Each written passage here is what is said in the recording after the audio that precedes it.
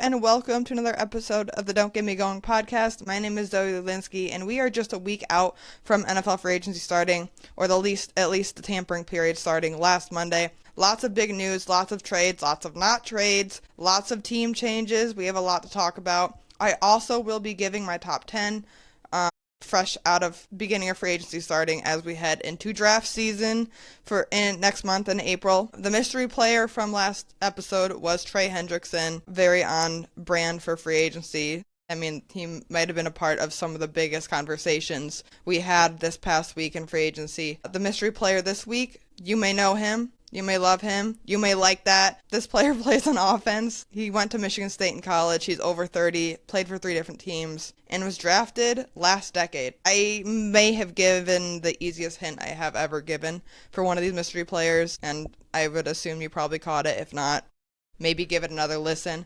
But I'm going to head right into my top 10 before I start talking about the actual free agency moves or my biggest takeaways of free agency. And then we have some other fun to talk about towards the end of the episode. Maybe I'll give my March Madness predictions. We'll see. But to get going on the new top 10, it's an easy one. I have the Seahawks. Yes, they lost a bunch of guys. They're gonna miss Mafe, Bryant.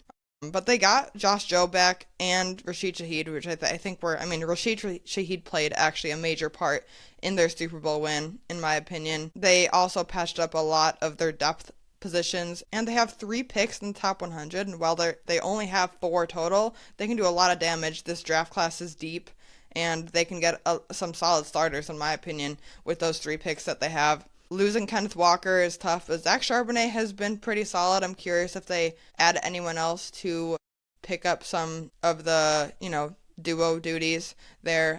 But, they won the Super Bowl. I think it's clearly they're going to be the favorite to start number 1 at least. And then number 2, another team from the same division, I have the Rams. I think they fully patched up any possibilities of that secondary struggling again. They traded for Trent McDuffie, and then they also signed Jalen Watson. Of course, also signed Cameron Curl. 3 pretty solid players in the secondary. Trent McDuffie is a game changer. It's the reason why they traded so many picks for him. 2 solid guys. Both from the Chiefs, I'm pretty sure, if I'm correct, which is pretty funny. The Chiefs, speaking of the Chiefs, they've lost a lot of players on the defensive side of the ball. So I'm curious how they look to start the season. But of course, the Rams, if it weren't for the Seahawks, would have made the Super Bowl. Great offense, especially while they still have Matthew Stafford. We don't know how much longer Stafford's going to be playing, but he's still, he was the MVP. They have the MVP on offense, and then just fix their major problem that they had on defense, and then they have a solid front 7 still. At number 3, I have the Broncos, and speaking of fun free agency to talk in this episode, they traded for, so it's not a signing, but they traded for Jalen Waddle, which is a major addition to their offensive side of the ball. I think, no offense to Courtland Sutton, but they didn't have that top end wide receiver 1. And Jalen Waddle, I think, can make a great argument to be that number 1, in addition to Courtland Sutton if they keep him. I think that's a great trade. And then they re-signed J.K. Dobbins. That offense, with Bo Nix healthy, can be scary. I think if Bo Nix was healthy, they would have been in the Super Bowl. No offense to the Patriots. They had a great run, of course. But I think the Broncos were in a great position. They had a great defense while they did lose some guys here this offseason. They have the best cornerback in the league. Bo Nix played great in the playoffs. They have some promise there. Number 3 is the Broncos. And then at number 4, I have the Bills. They did a move that they should have done years ago. They got their number 1 wide receiver in DJ Moore. And while, as a Bears fan, I'll tell you this, he made some of the biggest plays for the Bears this past season. Lots of memorable catches, lots of memorable plays. He's going to be a great option for Josh Allen, especially as we've seen Keon Coleman not being very consistent in catching the ball, struggled a little bit there. And then Khalil Shakir is a great pairing with DJ Moore. They're going to be able to spread the field pretty well. And then, of course, they got James Cook and Josh Allen. Josh Allen just got some help. It's the first wide receiver 1 that he's had since Stephon Diggs a couple of years ago. So I'm excited to see how that offense progresses into next season. And then at number 5, I have the Patriots. They went to the Super Bowl. I don't think I could have put them any lower at this point in the off season after they just went to the Super Bowl. Well, I think they did. And while I think they did have an easier schedule last season, I think they are definitely going to be put to the test. I don't think they have upgraded the receivers enough to be any higher. dropped Stephon Diggs and signed Romeo Doubs in his place, which I just don't think Romeo Doubs is a number one option. He gets too injured too much, and two of their top free agents that they signed with Tucker as well, he gets injured half the time as well. If they're able to stay healthy, they're great signings, but Romeo Doubs, in my opinion, is a number 2 wide receiver. He's not a number 1, and they still don't have a number 1 for Drake May. That's going to be something they're going to have to touch on in the draft, especially. They are suffering the same fate of the Bills, in my opinion, right now, where they have a really solid young quarterback where, Josh Allen is not the youngest anymore, but, just in comparison, same division, everything, they still need to help Drake May quite a bit on the offensive side of the ball, in my opinion. On the defensive side of the ball, they made a couple additions, especially with Kevin Byard, who led the league in interceptions last year.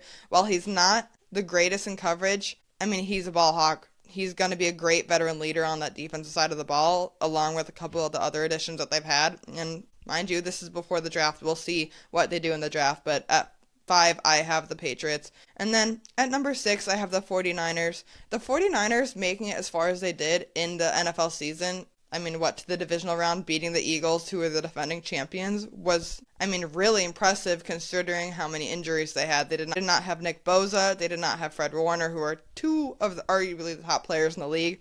And then on top of that, they signed Mike Evans and Christian Kirk, who are two great additions to the receiving core to pair with Christian McCaffrey, George Kittle, Ricky Pearsall. Lots of options there now for Brock Purdy in the passing game. Of course, Christian McCaffrey at running back as well, who is one of the top running backs in the league. That's a scary offense if they're all staying healthy. And then if the defensive side of the ball can stay healthy, they got Dre Greenlaw back, so I'm curious how he does. They also signed Nate Hobbs. He was not able to stay healthy for the Packers last year, unfortunately, but if he does remain healthy, he's another player that could be a pretty solid option at cornerback. And then at number 7, I have the Chicago Bears. They definitely lost players on the defensive side of the ball. You can name Nashawn Wright, Kevin Byard, Tremaine Edmonds, Jaquan Brisker. The list goes on and on, even with the depth side of the ball with Jonathan Owens. Lots of guys that they just lost. Billings they lost on the defensive line as well. But if you really look at it, while they were great at turnovers last season, that was their only saving grace on defense. The Chicago Bears were the bottom of the league in yards given up on both rushing and passing. They were not great in coverage whatsoever, and I think their additions of Kobe Bryant and Devin Bush will tremendously help that part of the defense that they struggled with so much last year. So while it looks like they lost a lot of major pieces, which they did, don't get me wrong, they still need a safety in this year's draft, or a veteran, I guess, that they can sign still, and they need some help on the defensive line for sure. Kobe Bryant, I think, is an upgrade over Jaquan Brisker or Kevin Byard, and I think Devin Bush, you can say the same, is an upgrade over Tremaine Edmonds with his speed, especially, and his tackling, if he is able to consistently stay on par with the way he played last season, of course. And then, I think Caleb Williams and Ben Johnson, no matter what happened with, trading away DJ Moore, who's one of their top receivers, they still have Colson Loveland, Cole Kmet, DeAndre Swift, Kyle Monangai, Romo Dunze, Luther Burden. Khalif Raymond is a special teams guy, but he's not the worst option as like a 3 or 4 at wide receiver either. And of course they have Caleb Williams and a pretty solid offensive line. They did lose Drew Dalman, but traded for Garrett Bradbury, which is not a bad option at center either. I think the major concern for them on offense is the left tackle position. We'll see what they do there. They made a couple adjustments here in the offseason, but we'll see what they do.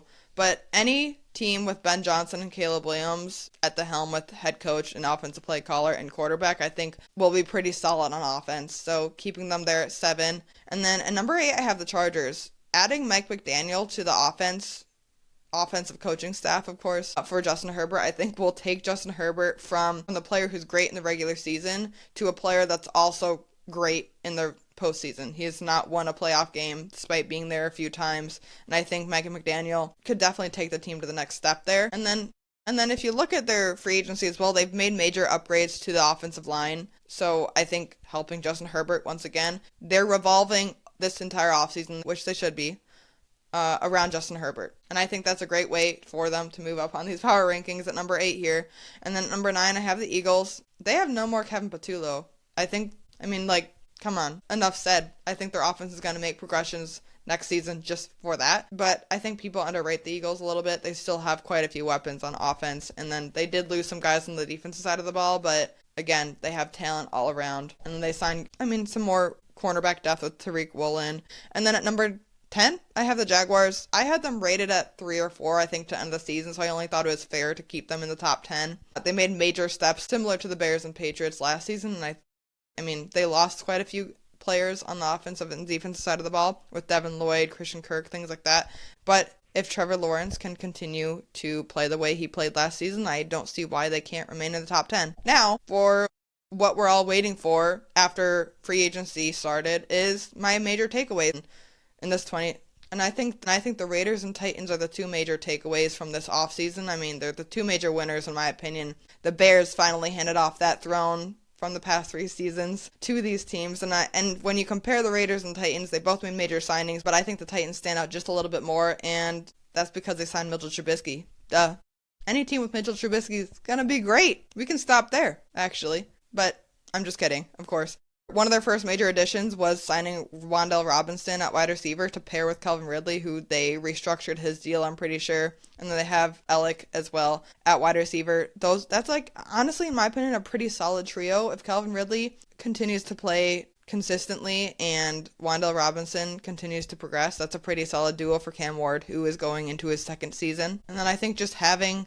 And then, of course, on top of that, having Brian Daboll as the offensive coordinator, while he did not find success in New York as a head coach, there's a reason why he got a head coaching job to start out with in general, and I think he's going to be able to progress Cam Ward even more, which is a great sign for that team. And then having Robert Saleh as the defensive coordinator, I think already upgrades that defense, especially with a couple of the signings that they've made. They may have overpaid in a couple guys similar to the Raiders, who might have overpaid in a couple guys, but they made a lot of additions on the defense side of the ball, especially in the secondary. I mean, it's what every team in the bottom 5 do. They sign a lot because usually they have the most cap space to do it, but I think they've done a great job getting a new head coach in Robert Saleh, who I think is undercredited because he was a coach for the New York Jets for quite a few years before rejoining the 49ers. But I think the 49ers' success this season can greatly be due to Robert Saleh.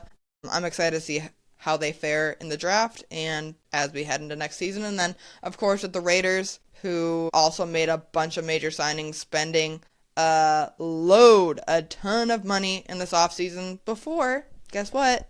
Getting Max Crosby back. They got Max Crosby back. But getting back to their signings, I think Quay Walker was a slight overpay. Devin Lloyd, I think, signed for a similar amount, and as well as some other linebackers. And Quay Walker, while good, has some inconsistencies as he plays. But signing Tyler Linderbaum at center, I think, is a major upgrade in the running game, which is important because they drafted Ashton Giante just last season, and of course I think he struggled a little bit because of the offensive line and because of the quarterback play, but they're going to have a rookie in Fernando Mendoza who they're going to need to protect. Tyler Linderbaum is arguably the top center in the league. He just got paid top center in the league cash, so he's a great run blocker. Definitely a game changer on the offensive line there at one of the more important offensive line positions as well, other than left tackle. And then they also have Brock Bowers still. They have some talent on the offense, and then major signings on the defense side of the ball as well. I don't think they're going to be keeping Max Crosby, though. I think it's going to be similar to a Khalil Mack type of situation where he was traded in September. And, I mean, by the way, it's the same team. And I think the trend can go a similar way where they trade Max Crosby to the Bears. But anyway, let's talk about that. I mean, there's a major controversy. A lot of people are talking about it. The Ravens, in my opinion, were clearly in their right to be able to do that. Let's not mention the fact that they called it a failed physical, because I don't know what the logistics of that were. But it was before the 2026 season officially started, or the offseason per se. It started on Wednesday and they called off the trade on Tuesday. That's a completely legal move in my opinion to make. I just think the way they handled it was not the greatest. According to many sources, the Ravens were literally talking to Trey Hendrickson while they still had Max Crosby in the building with his family, and I just don't think that's a great way to handle it, especially that makes Max Crosby mad. Let's hope that they don't face each other anytime soon. But anyway, the Ravens get back their 2 first-round picks that they traded. They signed Trey Hendrickson to a major deal, who, in my opinion, I would prefer in the long run to have Max Crosby. Max Crosby's younger, and he's one of the top rushers in the league, of course. I mean, Trey Hendrickson, we'll see how he does.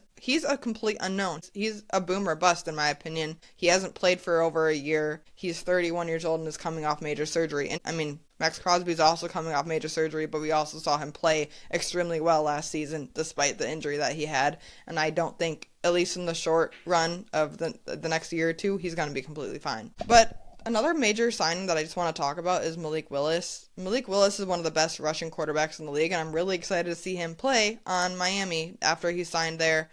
I mean, of course, Miami does not have Tyreek Hill or Jalen Waddle anymore, so I'm curious what that rebuilding process looks like. But I'm really excited to see Malik Willis actually start somewhere and see if he's progressed at all since playing with the Titans. Of course, I mean, he played extremely well with the Packers, but the Packers are also known to have an extremely well run system on offense that I think, in my opinion, any quarterback can play pretty well with. I'm excited to see him. He's one of the more interesting free agent signings this offseason, in my opinion. And then Justin Fields was traded to the Chiefs, and there's rumors that Fields turned down a trade to the Packers. So once a Bear, always a Bear. But in all seriousness, I think that's a great trade for Fields and the Chiefs. I mean, Fields, if he's willing to, can be used in many, many different ways in the run game, especially as Patrick Mahomes nurses back from the ACL tear. Justin Fields can easily be starting to begin the season, depending on how Mahomes progresses throughout the offseason. And I think he can hold his own, in my opinion.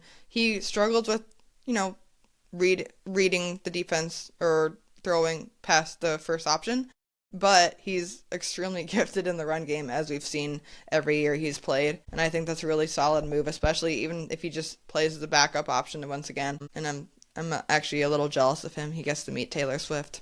Just gotta say that right now. Anyway, I'm excited for him. I'm excited for Malik Willis. I'm excited to see how they all fare out this upcoming season. And then I ran into, my dad actually sent it to me, which I actually didn't know about. I know that there's actually a lot of talk about this type of thing, but in the past, and it happened with Walter Payton, an all-star college team played the Super Bowl defending champions, the Steelers, and I just find that extremely interesting. It was a game where the best college football players pair up to play, obviously, a pro team in the Steelers, and I found that conversation interesting because, one, I didn't know that was a thing, and I can only imagine what that would be like. Like, that's like Caleb Williams when he was drafted playing against the Chiefs, and I only give that example because it was mentioned in the video I saw. I mean, Walter Payton, and the reason I'm bringing this up again is Walter Payton was playing insanely well against all-stars. He was playing like he was already in the league, and I think that's honestly a great way to prove talent for college prospects.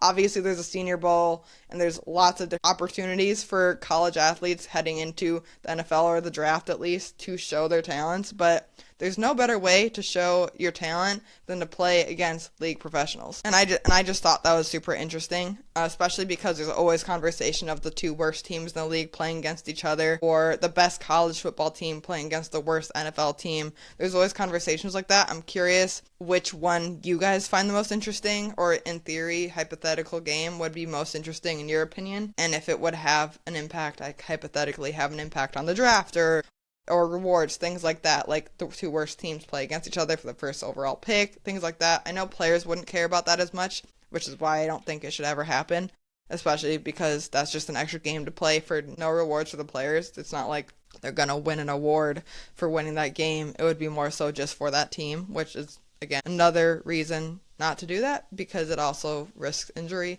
But I just thought it was something interesting to bring up and talk about. And then finally, before I come to an end here, March Madness is upon us already somehow. I feel like I just made a bracket for last year, and last year's bracket did not go very well for me. The first time I ever made a March Madness bracket, I think I ended in the top, 100,000 people. And I was really little, so I don't really remember it, but just the fact that, like always, I always have beginner's luck. I won my fantasy football league the first time I ever played too, and you know what? Since then, I have not fared very well. I'm hoping that this bracket is different for sure. As of now, I'm still adjusting my bracket, of course. I have a couple days to prepare, but I think I have Arizona winning. Lots of upsets as well, I think, as a Badgers fan, of course. I would love to see them play well, but speaking of history, I'm a little worried about them. And two teams that I think have scarred me the most are Kentucky from the past few years, Purdue from the past few years, and the Badgers from the past few years. I have the Badgers making it to round of 32, and that's it. Of course, I hope they make it way farther. Let's just say the Badgers win, right? I mean, honestly, if they shoot well, they can. A major shooting team, and we saw that with Rapp shooting against Michigan, bringing them back in that game last week in the Big Ten tournament. Kentucky, as a 3 seed, what was it, 1 or 2 years ago, lost. And I'm scarred by that. I have them losing the first round. And then I have Purdue, I think, making it to around the Sweet 16. I want to know any of your hot takes, if you're listening. Any of your hot takes for this March Madness bracket. I want to also know your winners, so comment down below. But thank you guys for listening. And like, subscribe, follow my pages. Don't get me going.